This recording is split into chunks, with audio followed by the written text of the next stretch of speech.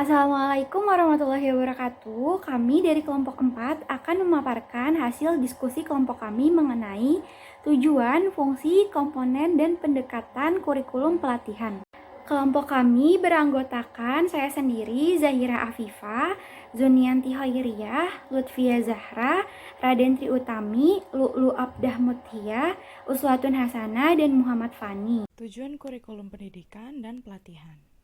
Menurut Peraturan Pemerintah 101 Tahun 2000 Pasal 2 dan 3 disebutkan bahwa tujuan pendidikan dan pelatihan adalah meningkatkan pengetahuan, keahlian, keterampilan, dan sikap untuk dapat melaksanakan tugas jabatan secara profesional dengan dilandasi kepribadian dan etika PNS sesuai dengan kebutuhan instansi.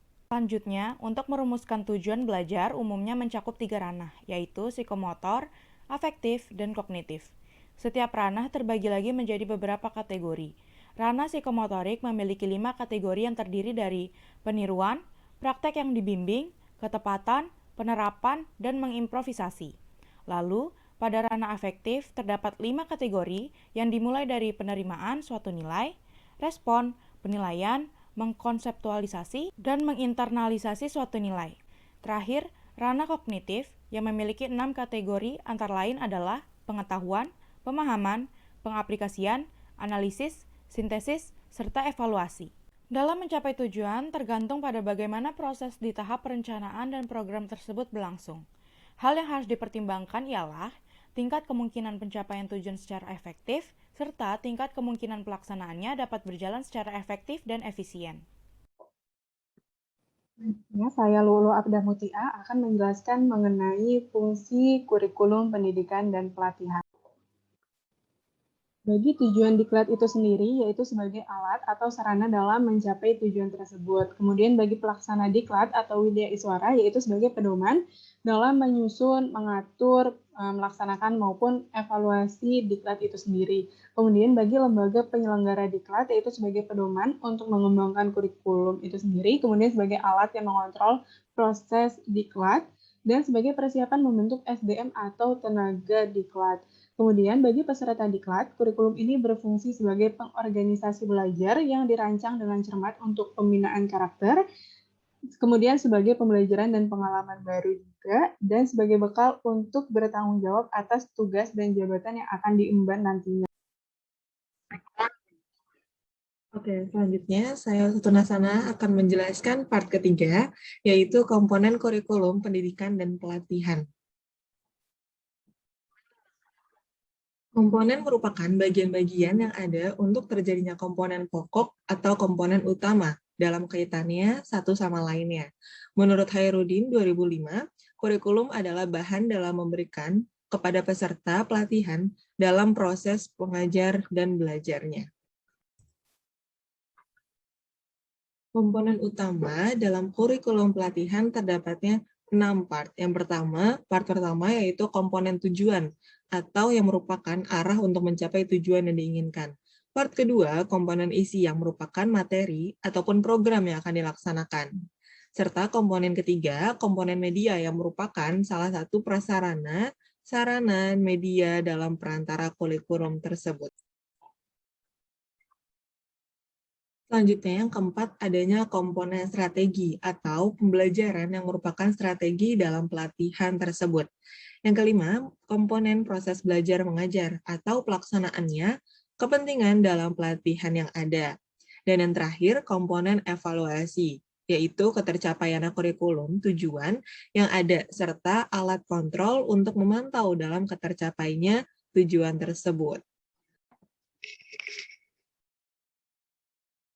Selanjutnya, saya akan menjelaskan mengenai pendekatan. Dalam menyelenggarakan pelatihan, Halim dan Ali dalam Susdina pada tahun 2009 menyatakan bahwa terdapat 3 pendekatan untuk melakukannya. Yang pertama itu secara tradisional, yang kedua itu secara eksperiensial, dan terakhir berbasis kinerja. Pendekatan pertama secara tradisional. Pada pendekatan ini, staf pelatihan akan merancang tujuan, konten, teknik pengajaran, penugasan, rencana pembelajaran, motivasi, dan evaluasi. Pelatihan ini akan berfokus kepada intervensi yang dilakukan oleh staf pelatihan. Yang kedua, pendekatan eksperiensial, yang mana pelatih akan memadukan pengalaman langsung supaya para peserta menjadi lebih aktif dan memberi pengaruh yang lebih nyata atau tangible. Model ini berfokus pada situasi nyata atau simulasi. Dan yang terakhir yaitu pendekatan berbasis kinerja. Pendekatan ini memiliki tujuan yang diatur berdasarkan tingkat pencapaian atau kemahiran tertentu. Tidak seperti tujuan pelatihan biasanya yang ditentukan oleh pelatih atau peserta pelatihan. Model pelatihan ini menekankan penguasaan keterampilan yang bisa diamati. Selanjutnya, ada 3 pendekatan dalam penyusunan dan pengembangan kurikulum menurut Melitawati.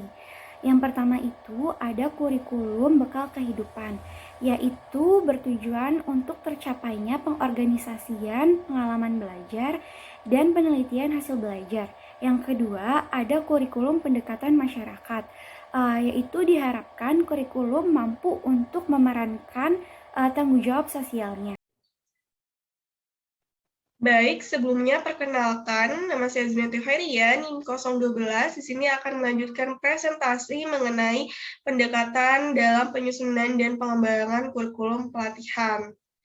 Yang mana di sini yang saya lanjutkan pembahasannya merupakan kurikulum, salah satu dari 3 pendekatan kurikulum pelatihan menurut Melitawati tahun 2018 gitu, di mana yang saya bahas merupakan kurikulum liberal yang mana pendekatan ini menitikberatkan manusia sebagai figur sentral.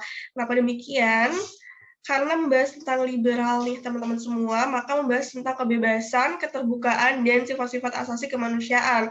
Dengan pengembangan kurikulum pelatihan yang menggunakan pendekatan liberal ini, maka kurikulum berperan untuk membuat keseimbangan nih antara isu atau materi pelajaran yang berkaitan atau yang diinginkan atau yang direncanakan dengan isu sosial, politik, partisipasi masyarakat, nilai-nilai etika dan moral, seni, dan budaya. Sehingga peserta pelatihan dapat belajar secara bebas, terbuka, dan bertanggung jawab terhadap dunia kehidupan. Nah, membahas pendekatan liberal nih teman-teman, yang mana tadi kita udah mention atau udah notice bahwa menitik beratkan pada manusia sebagai figur sentral, maka mempunyai kaitan nih dengan penyusunan dan pengembangan kurikulum humanistik.